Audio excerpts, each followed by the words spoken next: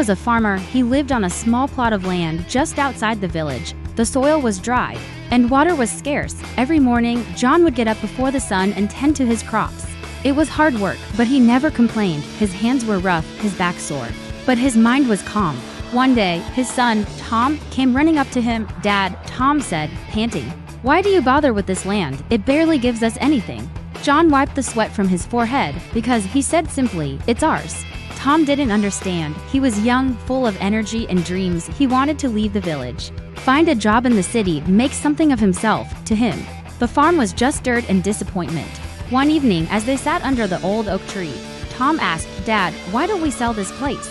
We could get a small house in town. Life would be easier." John looked at his son and smiled. "You see this tree?" he said, patting the rough bark. "Yeah." Tom replied, confused. "My father planted it." John said, "Back then, this place was worse off.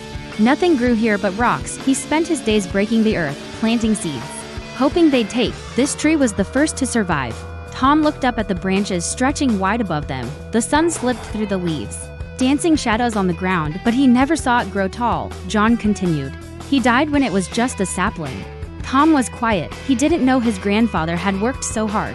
He didn't know about the sacrifices that came before. "Your grandfather didn't plant it for himself," John said. "He planted it for me. He knew he wouldn't sit under its shade, but he wanted me to have it." Tom traced his fingers over the tree bark, thinking, "So why keep the land?" he asked finally. John smiled, "Because one day, you'll understand. Sacrifice isn't about today, it's about making sure tomorrow has roots."